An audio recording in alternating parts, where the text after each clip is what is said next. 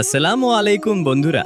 আশা করি আপনারা সকলেই ভালো আছেন আর আপনারা দেখছেন আলোর ঈমান। বন্ধুরা, আজকের এই ভিডিওতে আমরা বলবো যে হযরত রহিমা আলাইহিসসালাম স্বামীর প্রতি তার অকৃত্রিম প্রেম, সেই সম্পর্কে একটি বিস্ময়কর সত্য ঘটনা যা শুনে আপনার মন ছুঁয়ে যাবে ইনশাআল্লাহ। তাই ভিডিওটি একবারে শেষ পর্যন্ত দেখবেন। হযরত রহিমা ছিলেন হযরত আইয়ুব আলাইহিসসালামের প্রিয়তম সহধর্মিণী। বিশ্বজাহানের স্রষ্টা মহান আল্লাহ যখন পরীক্ষা স্বরূপ হযরত আইয়ুব আলাইহিসসালামকে কঠিন ব্যাধিতে আক্রান্ত করলেন এবং তার দেহের গোশতগুলো পচে গলে চতুর্দিকে দুর্গন্ধ ছড়াতে লাগলো, তখন আত্মীয় স্বজন ও একান্ত ঘনিষ্ঠজনরা পর্যন্ত তার নিকট আসা যাওয়া বন্ধ করে দিল। শুধু তাই নয়, জীবনের এই চরম সংকটময় মুহূর্তে প্রাণপ্রিয় স্ত্রীগণ পর্যন্ত তাকে ছেড়ে চলে গেল। কিন্তু স্বামীর প্রতি অগাধ ভক্তি ও নিখাদ ভালোবাসার কারণে এমন কঠিন সময়েও হযরত রহিমা আলাইহিসসালাম আপন স্বামীকে ছেড়ে চলে যাননি, বরং হৃদয়ে পুঞ্জীভূত সমস্ত প্রেম ভালোবাসা দিয়ে একনিষ্ঠভাবে তিনি দীর্ঘদিন পর্যন্ত স্বামীর খেদমতে নিজেকে নিয়োজিত রেখেছেন। আজ অনেক দিন হলো হযরত রহিমা আলাইহিসসালাম পরম আন্তরিকতার সাথে হযরত আইয়ুব আলাইহিসসালামের সেবা যত্ন করে যাচ্ছেন। তার সেবা যত্নে হযরত আইয়ুব আলাইহিসসালাম অত্যন্ত খুশি। এজন্য প্রাণ খুলে তিনি স্ত্রী রহিমার জন্য খোদার নিকট দোয়া করেন। মনে মনে বলেন, হে দয়াময় খোদা, এই কঠিন বিপদে আপতিত হয়েও আমি তোমার উপর রাজি আছি। এতে বিন্দুমাত্র নাখোশ নই আমি। আমার এই মারাত্মক রোগের কারণে সবাই আমাকে ঘৃণা করে চলে গেল। কেউ আমাকে দেখতেও আসে না, এমনকি খোঁজ খবরও নেয় না। অথচ রহিমা দিন রাত পাশে থেকে বিরামহীনভাবে আমার খেদমত করে যাচ্ছে। হে করুণাময়, তুমি রহিমাকে এর উত্তম বদলা দান করো। হযরত রহিমা আলাইহিসসালাম স্বামীর জন্য যে কোনো কোরবানি দিতে তৈয়ার, এমনকি প্রিয়তমার জন্য যদি জানটুকু পর্যন্ত বিসর্জন দিতে হয় সেজন্য সবসময় প্রস্তুত। যে কোনো উপায়ে স্বামীর মন খুশি রাখাকেই তিনি জীবনের প্রধান কর্তব্য হিসেবে বেছে নিয়েছেন। হযরত আইয়ুব আলাইহিসসালামের দেহ থেকে কখনো রক্ত ঝরে, কখনো পুঁজ গড়িয়ে পড়ে, কখনো বা তিনি রোগের প্রচণ্ডতায় বেহুশ হয়ে পড়ে থাকেন। কিন্তু বিবি রহিমা এজন্য কোনো ক্লান্তি বা ঘৃণাবোধ করেন না। তিনি হাত দিয়েই শুধু নয়, মাঝে মধ্যে শাড়ির আঁচল দিয়ে স্বামীর দেহের রক্তপুঞ্জগুলো মুছে দিতেন। পরম ভালোবাসায় মাথায় হাত বুলিয়ে স্বামীকে জাগিয়ে তুলেন, বিভিন্ন কথাবার্তা বলে স্বামীকে সান্ত্বনা দেন। বিবি রহিমার এসব কর্মকাণ্ড দেখে হযরত আইয়ুব আলাইহিসসালাম আশ্চর্য হন। সীমাহীন বিস্মিত হয়ে তিনি ভাবলেন, দেখলেই ঘৃণার উদ্রেক হয়। এমন কঠিন ব্যাধিতে আক্রান্ত হওয়ার পরও রহিমা আমাকে কত ভালোবাসে। আমার জন্য তার ভক্তি, শ্রদ্ধা ও প্রেম কত অপরিসীমা, কত নিখাদ। হায়, জগতের সকল নারী যদি আপন স্বামীকে এরূপ ভালোবাসত। হযরত রহিমা আলাইহিসসালাম নজিরবিহীন খেদমতের কারণে তার মর্যাদা দিন দিন খোদার দরবারে বাড়তে লাগলো। অসীম মর্যাদায় ভূষিত হতে লাগলেন তিনি। কিন্তু মর্দুদ শয়তানের নিকট ব্যাপারটি মোটেই পছন্দ হলো না। ক্রমে যেন ইহা তার বরদাশতের বাইরে চলে গেল। তাই সে চিন্তা করল যে কোনো উপায়ে হোক রহিমাকে স্বামীর খেদমত থেকে বঞ্চিত করতেই হবে। ইবলিস শয়তান তার হীন উদ্দেশ্যকে চরিতার্থ করার জন্য নানা প্রকার ফন্দি ও কূটকৌশল অবলম্বনে মগ্ন হলো। বেশ কিছুদিন বিরতিহীন চেষ্টার পর সে একটি কৌশল আবিষ্কার করতে সক্ষম হলো। এবার ইবলিসের খুশি দেখে কে মনের মতো কৌশল খুঁজে পাওয়ায় তার আনন্দ যেন আর ধরে না। সেবার কাল বিলম্ব না করে তার কৌশল বাস্তবায়নে মনোযোগী হলো। প্রথমে ইবলিস এক ধনাঢ্য গৃহবধূর সাথে দরবেশের বেশে সাক্ষাৎ করলো। সেই গৃহবধূ ছিল পরম সুন্দরী। তার রূপ যৌবন ছিল অতুলনীয়, কিন্তু চুলগুলো খুবই ছোট ও পাতলা হওয়ার কারণে তার দুঃখের অন্ত ছিল না। বিভিন্ন কথাবার্তার মাধ্যমে ইবলিস গৃহবধূর হিতাকাঙ্ক্ষী সাজলো। বলল, তোমার কোনো ভয় নেই, আমার পরামর্শ মোতাবেক কাজ করলে অল্প দিনের মধ্যেই তোমার সমস্যার সুষ্ঠু সমাধান হয়ে যাবে। ইবলিসের কথা শুনে গৃহবধূ খুব খুশি হলো। বলল, হুজুর বলুন কি পরামর্শ, আমি যে কোনো মূল্যে আপনার পরামর্শ মেনে চলার চেষ্টা করব। ইবলিস বলল, এজন্য তোমাকে কষ্টকর কিছুই করতে হবে না। আজকে তোমাদের বাড়িতে রহিমা নামের একটি মহিলা আসতে পারে। তার মাথার চুল যেমনই লম্বা তেমনই চমৎকার। তার মাথা থেকে যদি এক গোছা চুল কেটে রাখতে পারো, তাহলে উহা দিয়ে তোমাকে এমন তদবির বলে দিব যার দ্বারা অল্প দিনের মধ্যেই তোমার মাথায় লম্বা, কালো ও ঘন চুল গজাবে। তখন দেখবে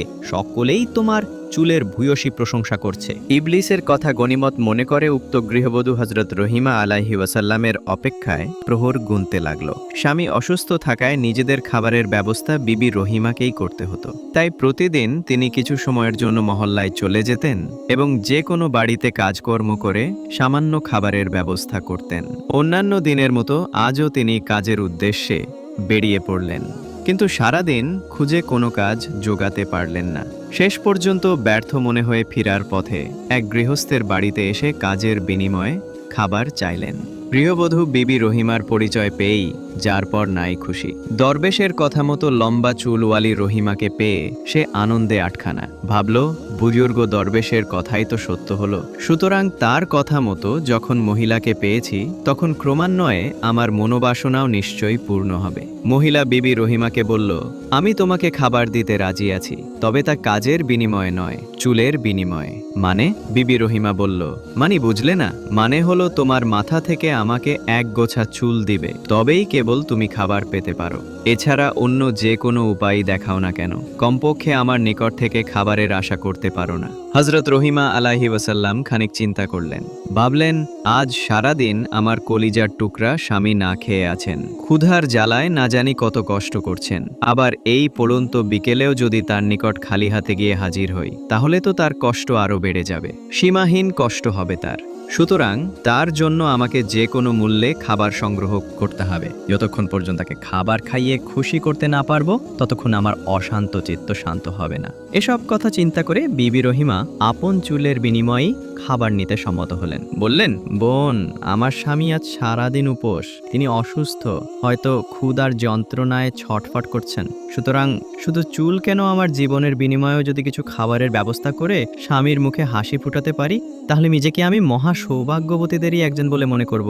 গৃহবধূ বিবি রহিমার স্বামী প্রীতির কথা শুনে আশ্চর্য হলো। ভাবল, স্বামীর জন্য স্ত্রীর এত বড় দরদ, এত বেশি ভালোবাসা। স্বামী তো আমারও আছে, কিন্তু আমি তো কোনোদিন তার জন্য এত মহব্বত দেখাইনি। এমন পরিস্থিতির সৃষ্টি হলে আমিও কি পারবো বিবি রহিমার মতো এমন ত্যাগ ও কুরবানির নজির পেশ করতে?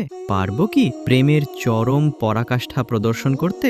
কথাগুলো ভাবতে ভাবতে গৃহবধূর চক্ষুগুলো অশ্রু সজল হয়ে উঠল।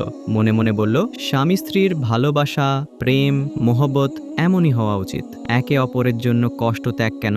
জীবন বিসর্জন দিতে প্রস্তুত না থাকলে এ কেমন স্বামী স্ত্রী? উভয়ে একে অপরের জন্য এমনই হওয়া চাই। রহিমার কথায় গৃহবধূর হৃদয় গলে গেল। সে তাকে বিনিময় ছাড়াই খাবার দিতে চাইল, কিন্তু পরক্ষণে শয়তানের প্ররোচনায় মন ঘুরে গেল। মনে মনে বলল, সে যাই হোক, আমার তো চুলের প্রয়োজন। তার এই চুলের উশিলাতেই আমার চুল লম্বা হবে, সুন্দর হবে, জীবনের একমাত্র আশা পূর্ণ হবে, অতৃপ্ত মন তৃপ্তিতে ভরে উঠবে। তখন কতই না আকর্ষণীয় দেখাবে আমাকে। সে বিবি রহিমার নিকট পূর্বের প্রস্তাবই পুনরায় পেশ করল। বিবি রহিমা উপায়ন্তর না দেখে কেবল স্বামীর ভালোবাসার খাতিরেই আপন চুলের বিনিময়ে খাবার সংগ্রহ করে বাড়ির দিকে রওনা দিল। এদিকে ইবলিস গৃহবধূর কাছ থেকে চুলের গোছা সংগ্রহ করে অতি দ্রুত হযরত আইয়ুব আলাইহি ওয়াসাল্লামের নিকট পৌঁছল। বলল বিনীত কণ্ঠে, জনাব, রোগাক্রান্ত ও অভাবগ্রস্ত হলেও তো আপনি আল্লাহর নবী, সুতরাং হালাল হারাম বিবেচনা করে খাবার খাওয়া আপনার জন্য উচিত নয় কি? তা তো বটে, কিন্তু তুমি কি বলতে চাচ্ছ বুঝতে পারলাম না। কি আর বলবো, বলতেও লজ্জা লাগে। নবীর স্ত্রীর ব্যাপারে এমন কথা কিভাবে মুখে তুলি? কি হয়েছে খুলে বলো, নইলে আমি বুঝবো কি করে? আমার মুখ দিয়ে কথাগুলো বলা শোভা পাচ্ছে না, তারপরেও আপনার একজন হিতাকাঙ্ক্ষী হিসেবে না বলে পারছি না। তুমি নির্ভয়ে মনের কথা খুলে বলো। কথা হলো, আজ কতদিন যাবৎ আপনার স্ত্রী রহিমা সম্পূর্ণ অবৈধ পন্থায় খাবার সংগ্রহ করছেন, আর আপনার সরলতার সুযোগে এই খাবারই আপনাকে খাওয়াচ্ছেন। বলো কি তুমি? এটা কখনোই হতে পারে না। তুমি যতই বলো, রহিমার ব্যাপারে এমন কথা কোনোদিন আমাকে বিশ্বাস করাতে পারবে না। হযরত, কথাই বলে অভাবে স্বভাব নষ্ট। অভাবে পড়লে ভালো মানুষও খারাপ হয়ে যায়। আপনার স্ত্রীর বেলায়ও এমনটি হয়েছে। আপনি বিশ্বাস না করলে আমার নিকট রক্ষিত প্রমাণ পেশ করতেও আমি বাধ্য হব। কই তোমার প্রমাণ? প্রমাণ অবশ্যই আছে। এ বান্দা প্রমাণ ছাড়া কিছুই বলে না। তবে তার আগে ঘটনাটা একটু শুনে নিন। বলো, ঘটনা কি? ঘটনা হলো, বেশ কিছুদিন যাবৎ বিবি রহিমা চুরি করে আপনার জন্য খাবার সংগ্রহ করে আনে। আজ এক গৃহস্থের বাড়ি থেকে চুরি করে খাবার আনতে গিয়ে হাতে নাতে ধরা পড়ে যান। ফলে শাস্তিস্বরূপ তারা তার মাথার চুল কেটে রেখে দেয়। এ কথা বলে ইবলিস একগোছা চুল বের করে হযরত আইয়ুব আলাইহি ওয়াসাল্লামের সামনে পেশ করল। তিনি চুলগুলো দেখে বিস্মিত হলেন। তিনি খুব ভালো করেই চিনতে পারলেন যে এ চুল রহিমারই। সুতরাং দরবেশ বেশি ইবলিসের কথা অবিশ্বাস করার মতো কোনো পথ তার নিকট খোলা রইল না। তিনি ক্ষোভে দুঃখে খেয়ে ফেটে পড়লেন। সাথে সাথে স্ত্রী রহিমাকে ক্ষমার অযোগ্য অন্যায়ের কারণে 100 দুর্রা বেত্রাঘাত মারার শপথ করে বসলেন। হযরত আইয়ুব আলাইহিসসালাম শপথ বাক্যর শ্রবণে ইবলিস মহা খুশি। প্রিয়তম স্ত্রীর প্রতি নবীর ধারণা পাল্টে দিতে পারায় সে আনন্দে আত্মহারা। মনে মনে বলে, এতদিনে উদ্দেশ্য কিছুটা সফল হলো, বাকিটুকু হলেই আমি পরিপূর্ণ সাকসেস হব। কিছুক্ষণ পর বিবি রহিমা বাড়িতে ফিরলেন। অন্য দিনের তুলনায় বেশি খাবার সংগ্রহ করতে পারায় তিনি আজ মহা খুশি। কিন্তু বাড়িতে ফিরে প্রিয়তম স্বামীর মলিন চেহারা ও বিষণ্ণতা দর্শনে সব আনন্দ মাটি হয়ে গেল। তিনি কিংকর্তব্য বিমূঢ় হয়ে স্বামীকে জিজ্ঞেস করলেন, প্রেমাস্পদ আমার, আপনার চেহারা মলিন কেন? আপনাকে এত বিষণ্ণ দেখাচ্ছে কেন? আমার আসতে দেরি হওয়ায় বেশি কষ্ট হয়েছে বুঝি? কলিজার টুকরা আমার, আর আপনাকে কষ্ট দিব না। আগামীকাল থেকে অতি তাড়াতাড়ি বাসায় চলে আসব। আজকে সারাদিন খুঁজে কোনো কাজ পাইনি বলে দেরি হয়ে গেল। এতটুকু বলে বিবি রহিমা অন্যান্য দিনের মতো আজও স্বামীর দেহের রক্তপুঁজ পরিষ্কার করতে গেলেন। কিন্তু হযরত আইয়ুব আলাইহিসসালাম তাকে আপন শরীর স্পর্শ করতে নিষেধ করলেন। বললেন, তুমি কিছুতেই আমার দেহ ছুঁইতে পারবে না, আমি পচে গলে শেষ হয়ে যাব। তথাপি আর কোনো দিন তোমার সেবা গ্রহণ করব না। যে স্বামীকে এক মুহূর্ত না দেখলে রহিমার ভালো লাগে না, যাকে তিনি এত ভক্তি শ্রদ্ধা করেন, যার জন্য তিনি এত কষ্ট স্বীকার করেন, তার মুখ থেকে এমন কথা শুনে বিবি রহিমা বিস্মিত হলেন। স্বামীর এরূপ উক্তি শ্রবণে তিনি দারুণ উদ্বিগ্ন হয়ে পড়লেন। কি করবেন তিনি কিছুই বুঝতে পারছিলেন না। একসময় স্বামীর পায়ে পড়ে অবুঝ বালিকার ন্যায় অঝরে কাঁদতে লাগলেন। হযরত আইয়ুব আলাইহিসসালাম ইবলিসের নিকট থেকে শ্রবণকৃত কল্পিত কাহিনী বিবি রহিমার নিকট বিস্তারিত বর্ণনা করলেন। বিবি রহিমা এ মিথ্যা, বানোয়াট ও কল্পিত কাহিনী শ্রবণ করে মুষড়ে পড়লেন। মনে হলো সমস্ত আকাশ যেন তার উপর ভেঙে পড়েছে, পর্বত পরিমাণ বোঝা যেন তার মাথায় চেপে বসেছে। অনেকক্ষণ পর্যন্ত তার মুখ থেকে কোনো কথাই বের হলো না। কিংকর্তব্য বিমূঢ় হয়ে তিনি বসে রইলেন। অবশেষে নিজেকে সামলে নিয়ে আলোচ্য ঘটনাকে মিথ্যা আখ্যা দিয়ে প্রকৃত ঘটনা স্বামীর নিকট বর্ণনা করলেন। কিন্তু হযরতে আইয়ুব আলাইহিসসালাম সেদিকে খুব একটা কর্ণপাত পড়লেন না। এবার কি করা যায় এ নিয়ে বিবি রহিমা দীর্ঘক্ষণ চিন্তা ভাবনা করলেন। শেষ পর্যন্ত দেখলেন এই আকস্মিক বিপদ থেকে একমাত্র আল্লাহ পাকই তাকে রক্ষা করতে পারেন। তাই খোদার দরবারে তিনি দুহাত তুলে দোয়া করলেন, ওগো আল্লাহ, তুমি তো সবকিছুই জানো। এই মহা সংকট থেকে তুমি ছাড়া আর কেউ আমাকে রক্ষা করতে পারবে না। হে দয়াময় খোদা, মেহেরবানি করে তুমি যে কোনো উপায়ে আমাকে এই মুসিবত থেকে উদ্ধার করো। আল্লাহ পাক বিবি রহিমার প্রার্থনা কবুল করলেন। তিনি ওহির মাধ্যমে হযরতে আইয়ুব আলাইহিসসালামকে জানিয়ে দিলেন রহিমা তার কথায় সত্যবাদী। এ সংবাদে হযরতে আইয়ুব আলাইহিসসালাম খুবই আনন্দিত হলেন এবং প্রিয়তম স্ত্রী রহিমাকে পূর্বের তুলনায় আরও অধিকতর ভালোবাসার বন্ধনে আবদ্ধ করে নিলেন। হযরতে আইয়ুব আলাইহিসসালাম এর ব্যাধি ছিল মহান আল্লাহর পক্ষ থেকে একটি কঠিন পরীক্ষা। তিনি এ পরীক্ষায় অত্যন্ত সফলতার সঙ্গে কৃতকার্য হলেন। আল্লাহ তাআলা খুশি হয়ে তার রোগ ভালো করে দিলেন। কিন্তু যেহেতু ইবলিসের প্ররোচনায় তিনি বিবি রহিমাকে 100 দুররা মারার জন্য আল্লাহর নামে শপথ করে ফেলেছিলেন, তাই সেটা পূর্ণ করাও ছিল তার জন্য অপরিহার্য কর্তব্য। সুতরাং আল্লাহ তাআলাই এই সংকট থেকে উত্তরণের পথ বাতলে দিয়ে ঘোষণা করলেন, শতশালাযুক্ত একটি ঝাড়ু দিয়ে তার গায়ে মাত্র একবার স্পর্শ করো, এতেই তোমার শপথ পূর্ণ হয়ে যাবে। আল্লাহ পাকের নির্দেশ অনুযায়ী হযরত আইয়ুব আলাইহিসসালাম তার শপথ পূর্ণ করলেন।